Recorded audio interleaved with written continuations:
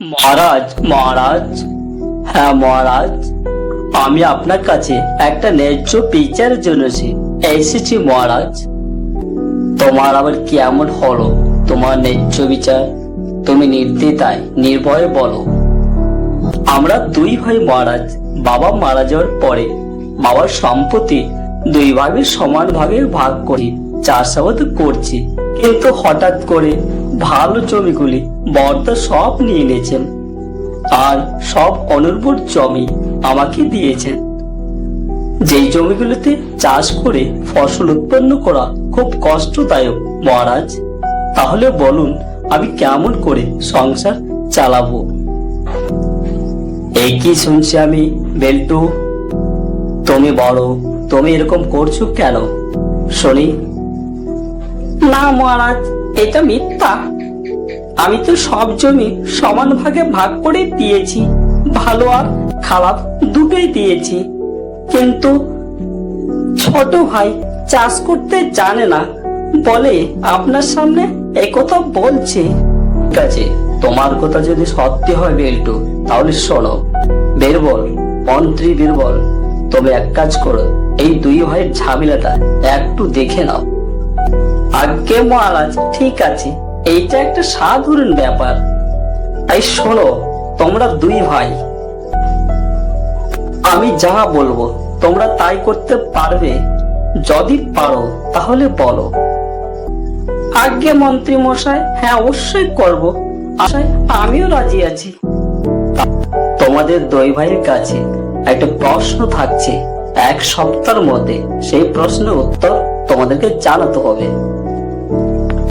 এই পৃথিবীতে সব থেকে মূল্যবান জিনিস কি, এইটার উত্তর তোমাদেরকে জানাতে হবে। যাও।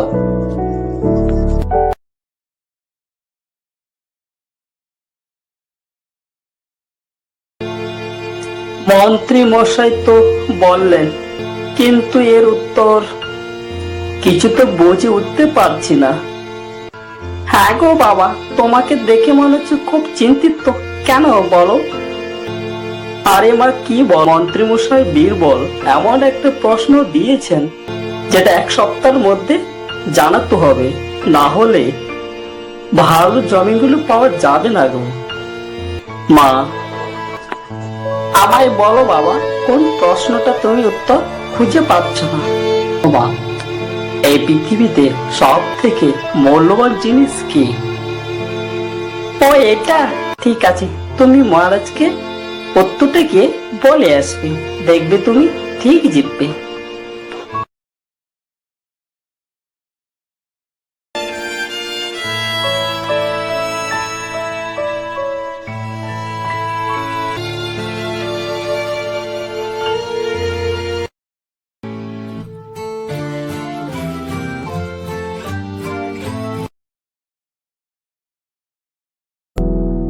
আজ্ঞে মহারাজ, আমি উত্তরটি খুঁজে পেয়েছি। এই পৃথিবীতে সব থেকে মূল্যবান জিনিস হলো মা বাবা।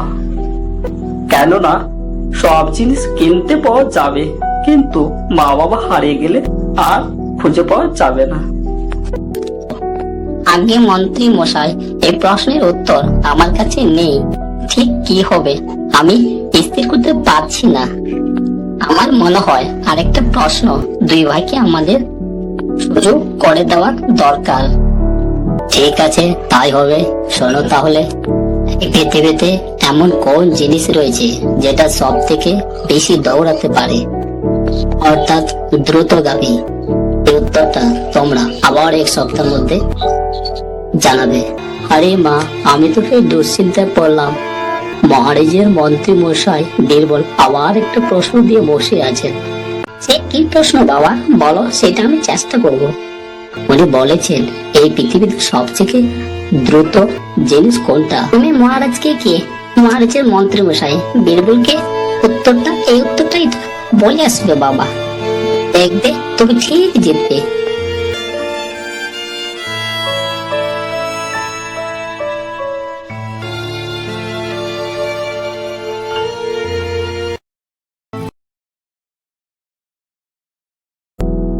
আগে মন্ত্রী মশাই, আমি উত্তরটা খুঁজে পেয়েছি। বলো তাহলে। এই পৃথিবীতে সব থেকে দ্রুতগামী জিনিস মানুষের মন। মানুষের মনের চেয়ে অন্য কোনো দ্রুতগামী জিনিস হতে পারে না, কারণ মানুষের মনের মাধ্যমে যে কোনো পৃথিবীর যে কোনো জিনিসকে তাড়াতাড়ি আমরা স্মরণে নিয়ে আসতে পারি, চোখের সামনে ভাসে। তুমি কি বলছো বলো, তোমার উত্তরটা শুনি। মহারাজ, আমি উত্তর দিতে পারছি না। তাহলে শোনো, তোমার অর্ধেক, তোমার যে ভালো জমি রয়েছে সব ভালো জমি তোমার ছোট ভাইকে তোমাকে দিতে হবে, এটা মহারাজের আদেশ। আরে লালটু, তুমি তো পড়াশোনা জানো না, তুমি মাঠে কাজ করো, তারপরে এত কঠিন প্রশ্নগুলো উত্তর তুমি এত সুন্দরভাবে দিলে কি করে শুনি? আজ্ঞে মহারাজ, আপনার কাছে আমার তো লোকানোর আর কিছু নেই। আমার একমাত্র একটি মেয়ে রয়েছে, সে এসব প্রশ্নের উত্তর আমাকে বলে দিয়েছে। মহারাজ, আমার রাজ্যে এত বুদ্ধিমান মেয়ে রয়েছে আমি জেনে খুবই গর্বিত হলাম রে। তোমার কোনো সমস্যা হলে তুমি আমার কাছে নির্দ্বিধায় সবকিছু খুলে বলিও, ঠিক আছে? যাও।